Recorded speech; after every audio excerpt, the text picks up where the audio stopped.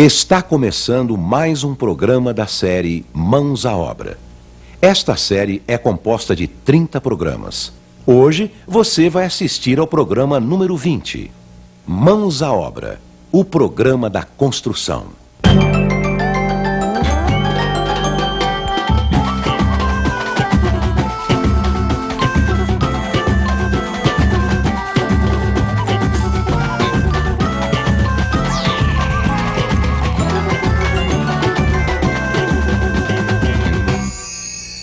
No programa anterior, vimos os vários tipos de escadas. Como fazer degraus com alturas e pisos proporcionais.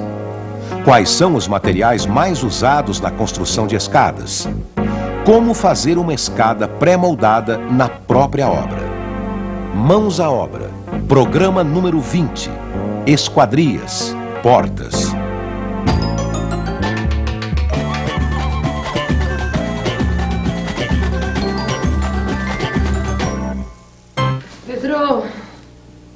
Ô Pedro, Pedro, abre pra mim, por favor.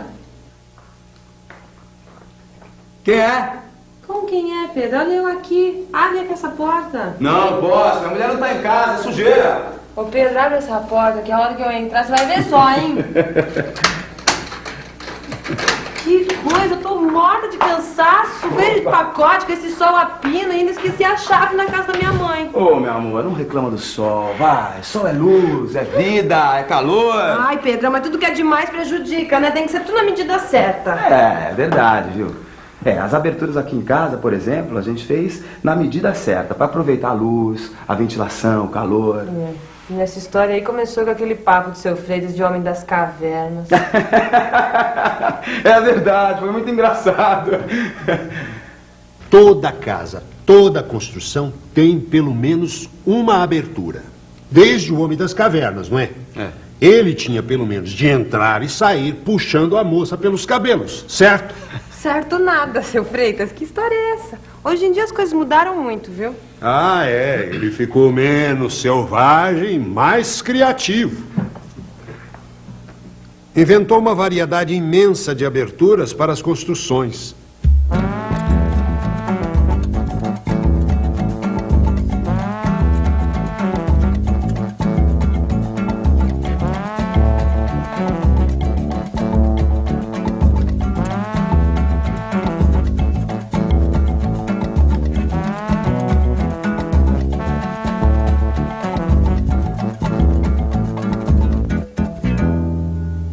E hoje, nas construções modernas, as aberturas são planejadas para dar o máximo de conforto e proteção para os moradores da casa.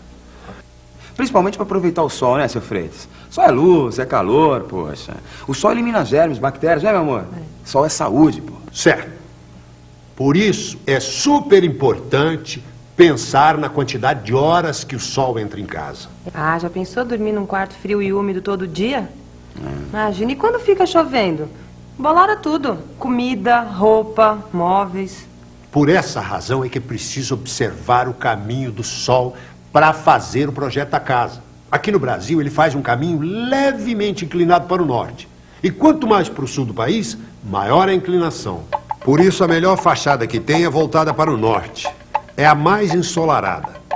E a inclinação do sol diminui no verão. Então, outra vantagem é que entra menos sol no verão. A fachada sul é sempre a menos indicada. Na época de chuvas é a que tem mais problemas de umidade e bolor. E no norte do Brasil? Se a inclinação do sol é pequena, a fachada norte pega pouco sol. Pode-se fazer a fachada para leste, pegando o sol da manhã. Ou para oeste, tomando o sol da tarde. O sol da manhã é melhor, o da tarde é muito quente. Dependendo da região, pode também colocar a fachada em outras direções, mas sempre pensando no caminho do sol para conseguir uma boa insolação. Porque se não entra sol em casa, não tem jeito. Agora, se entra muito sol, aí dá para fazer muita coisa. Dá. Eu posso até fazer uma cortina combinando com o sofá.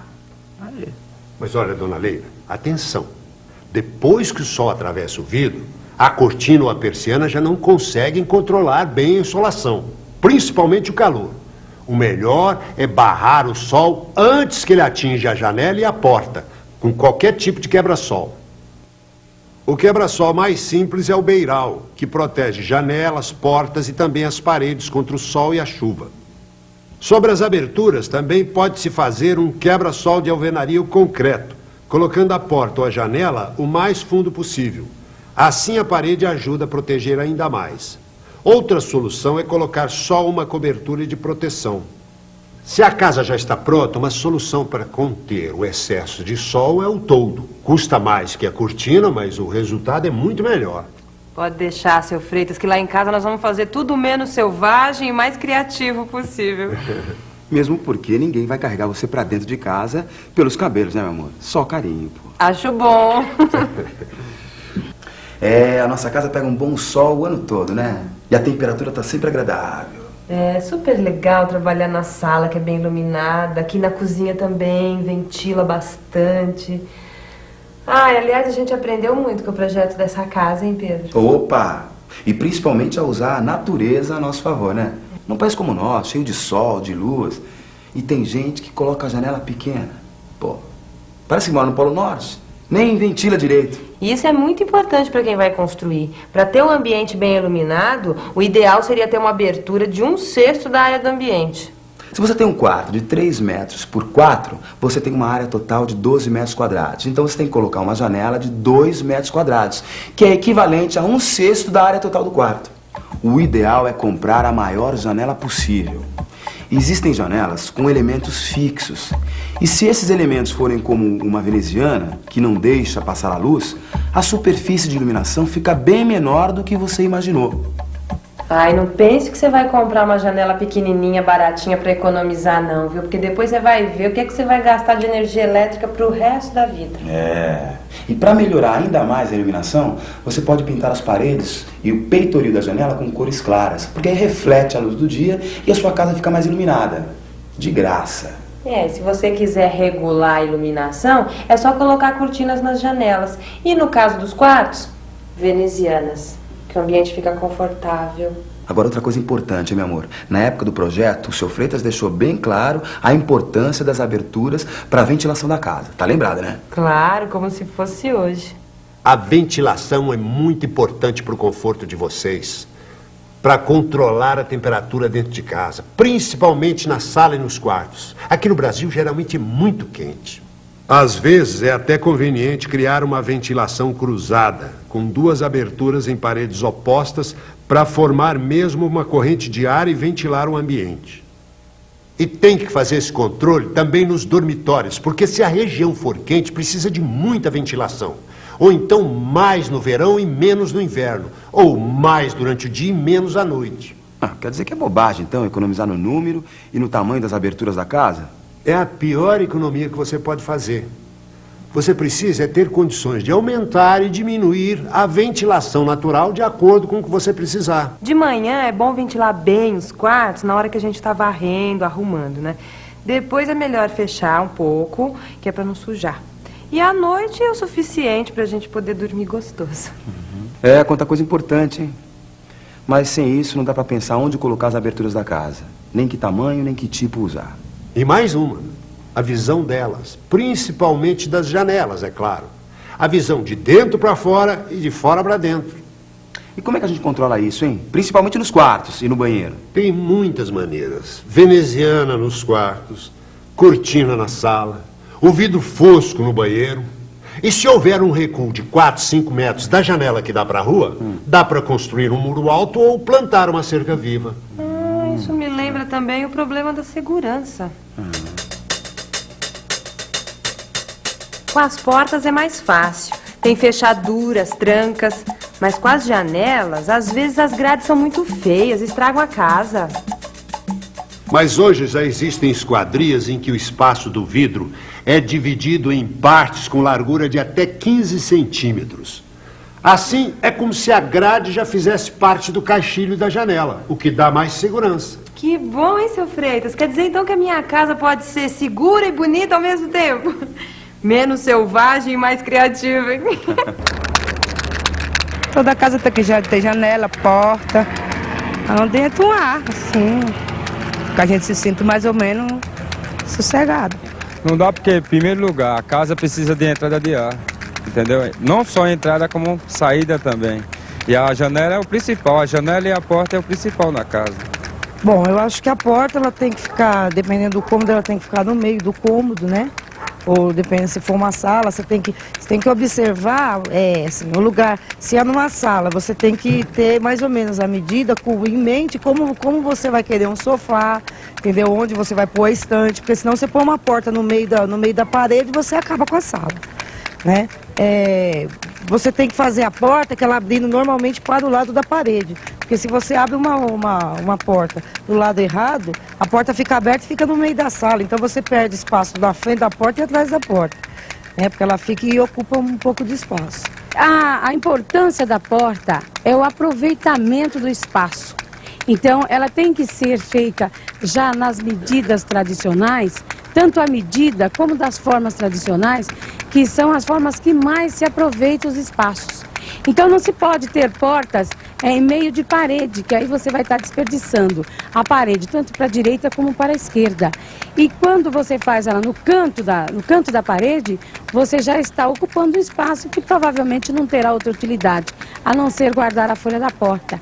A porta ela tem que ser muito bem chumbada. Como no começo, quando eu peguei essas portas, ela logo já ficou toda gozada, não fechava direito. Aí eu troquei por uma porta de madeira. Aí a gente chumbou muito bem chumbada, não deixando abertura embaixo para não passar insetos, essas coisas que podem morder a gente, né? E muito bem colocada, a porta tem que ser muito bem chumbada, muito bem colocada. E uma porta boa, né? Eu acho que porta tem que ser boa e bonita, porque é o cartão de visita de uma casa.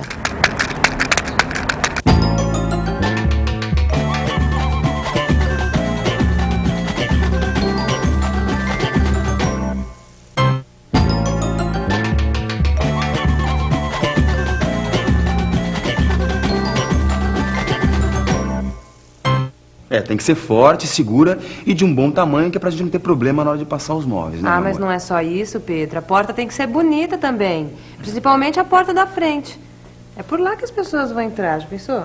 Ah, meu amor, eu sei, mas a gente não pode escolher uma porta só porque ela é bonita. Não dá, entendeu? Uma porta que se vê logo, que é tão fraquinha que qualquer ladrãozinho arrebenta. Ai, Pedro, mas não é isso que eu tô dizendo. Calma, calma. Os dois têm razão. Por isso que eu acho que antes de finalizar o projeto, vocês têm de conhecer os vários tipos de portas e depois escolher. O senhor tem toda a razão, viu, senhor Freitas? Vocês sabem, a porta tem uma parte fixada na parede chamada batente, onde a folha da porta é presa com dobradiças. Existem as portas de correr com trilho inferior e superior, mas para começar, o mais importante é conhecer as portas pelos materiais de que são feitas. E o senhor tem todos os tipos aqui, seu Freitas? Tenho, tanto as de madeira quanto as de metal. As portas de madeira podem ser maciças, almofadadas ou de madeira compensada. As maciças são feitas de peças de madeira de 10 centímetros de largura e 4 centímetros de espessura, encaixadas uma na outra, unidas por uma peça transversal chamada espiga. Em alguns lugares são chamadas de portas mexicanas, ou macho e fêmea. São muito resistentes e duráveis, de grande qualidade. As almofadadas são feitas com peças de madeira trabalhada, as almofadas, presas em um requadro de madeira maciça.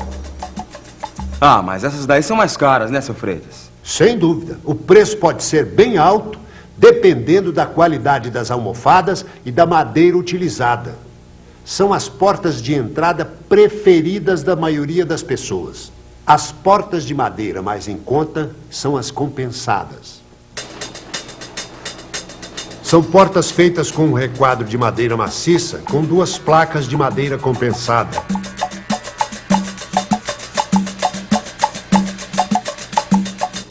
O miolo pode ser feito de várias formas, com uma estrutura de papelão tipo colmeia, sarrafos colocados um ao lado do outro ou raspas de madeira coladas entre si.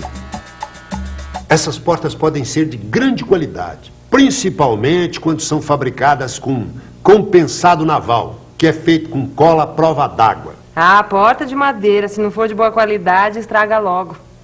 Quando comprar qualquer peça de madeira, precisa prestar muita atenção com defeitos como empenamentos, descolamentos, rachaduras e principalmente verificar se não tem cupim. Ah, pode deixar, seu Freitas, pode deixar que eu olho mesmo. O senhor sabe, né? Eu não deixo escapar nada.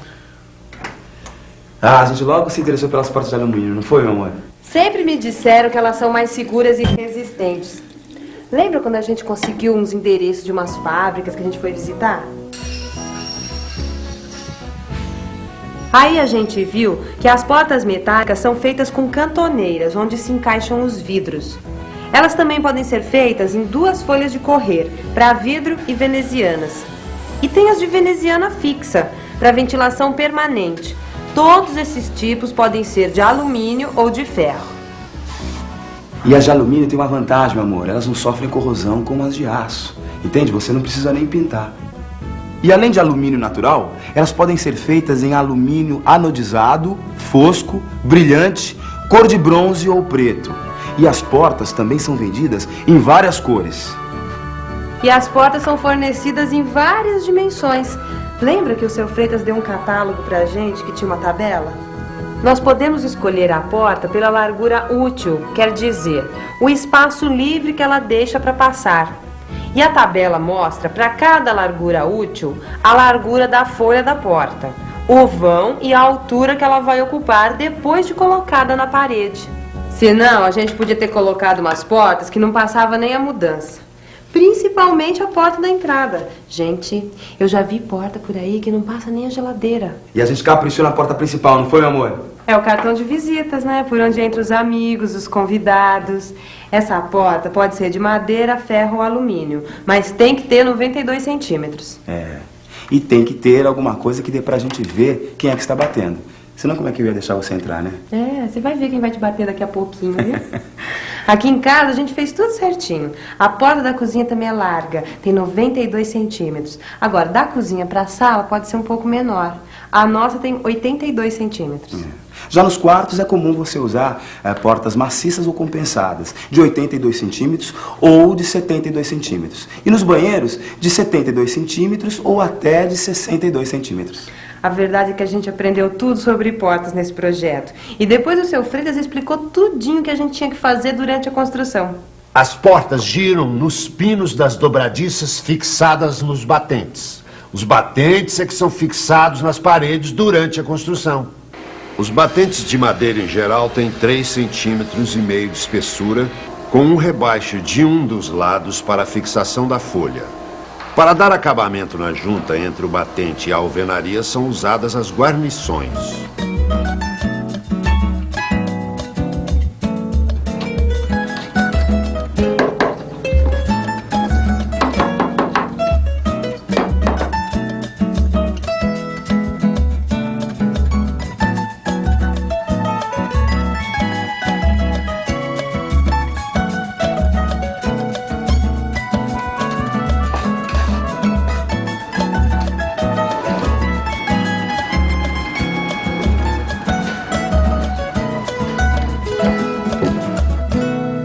E os de metal funcionam do mesmo jeito, né? Só muda o material. Os batentes de metal são feitos com chapa dobrada de aço ou de perfis de alumínio. Os detalhes variam de acordo com o fabricante, mas geralmente eles têm um encaixe para a porta e detalhes para o acabamento.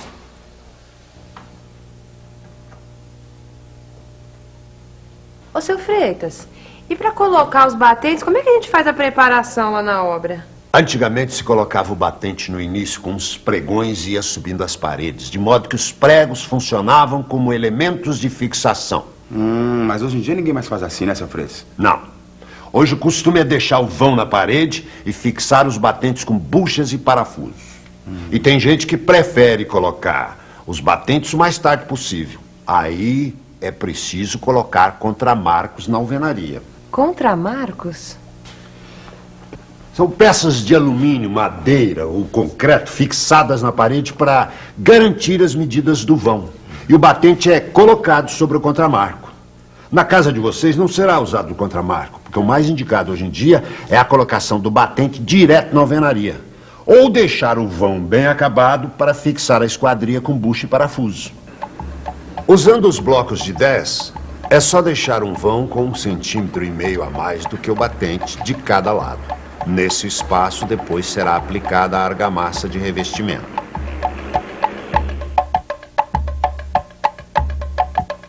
Desse jeito, quando colocar as buchas, elas vão ficar muito mais firmes, garantindo a fixação dos parafusos, evitando problemas para o futuro. E vocês podem colocar uma bucha para cada dobradiça, mais ou menos na mesma altura, de acordo com o número de dobradiças. Em uma porta de 210 centímetros de altura, geralmente são 3 dobradiças.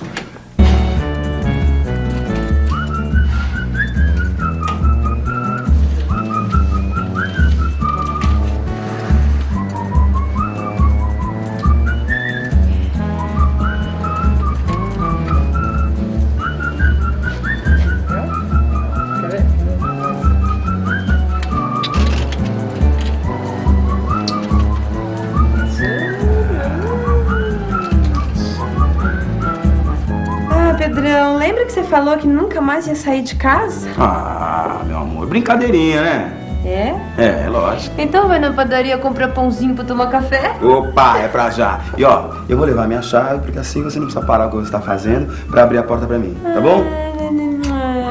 No próximo programa a gente vai falar sobre janelas. Fique à vontade, a casa é sua.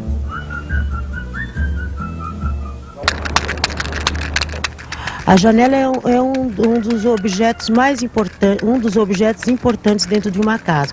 Como eu fiz uma cozinha agora, então eu pensei delicadamente aonde colocar essa janela, para ter bastante raio solar, né? Bastante sol. Então eu fiquei muito satisfeita aonde eu coloquei, porque fica bem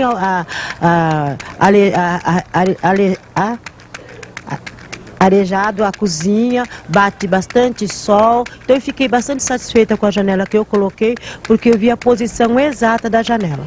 E ela tem que ser colocada de uma forma que também fique bonita na casa, né? Então, se tratando da estética da casa, a casa tem que ser bonita, a casa tem que ser uma coisa vistosa. E quando você vai fazer uma janela, você tem que ver o lado que está nascendo o sol, o lado que o sol está se pondo, para que haja um bom arejamento dentro da casa. E para que haja também uma boa circulação do ar, né, que é a importância da casa. Uma casa sem janela, ela vai ficar escura, ela vai ficar embolorada, ela vai ficar fedida. E uma casa que tem as suas janelas bem posicionadas, elas não vão sofrer esse tipo de coisa. Bom, a janela ela serve para dar ventilação na casa, para entrar sol, entrar ar e para claridade, né? Luminosidade na casa.